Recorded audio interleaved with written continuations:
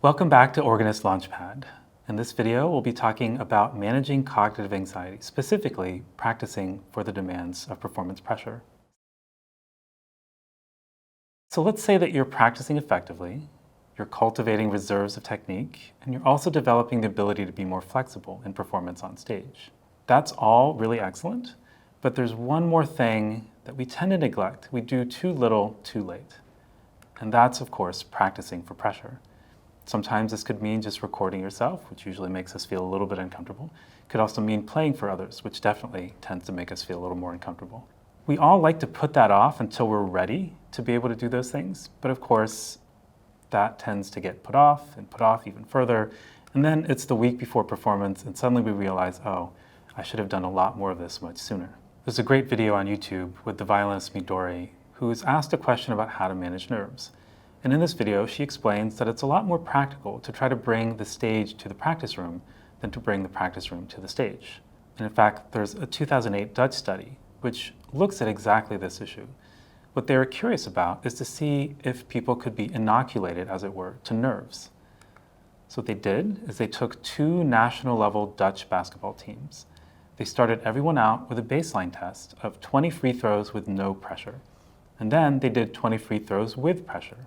The teams were split up, they competed for money, they were videotaped for analysis by experts, and then the coach and players were also watching. Then, over the course of 9 practices, in the next 5 weeks, they took 96 additional shots. Basically just meant a few extra shots after warm-ups and a few more at the end of practice. One group took these shots with no anxiety, just like they did in the baseline test. The other group, though, practiced with anxiety.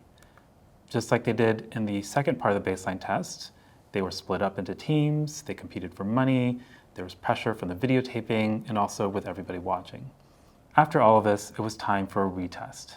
Again, they took 20 shots with no pressure, and then 20 shots with pressure to see if there would be any difference. In the original test, both teams did worse under pressure. The regular group scored 75 points without pressure, but then they went down to 70 points with pressure. The anxiety practice group started off at a 77-point performance without pressure and then went down to 73 with pressure. It's about a 4 to 5 point decrease in performance across both groups. 5 weeks later, though, after that special practice for the anxiety group, things were different. The regular group continued to get worse under pressure. They went from 73 points to 68 points when pressure was added in. However, having practiced with anxiety and pressure, that group actually scored better under pressure than they did without pressure, going from 71 points without pressure to 78 points with pressure. So how do we apply this to our music performance?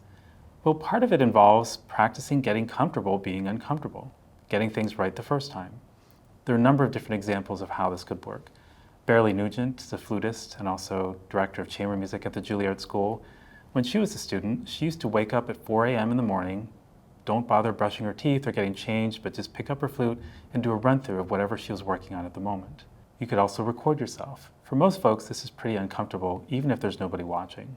And like Midori said, playing for other colleagues, people who know what you're doing and the repertoire that you're playing, usually adds a good bit of pressure into the situation as well.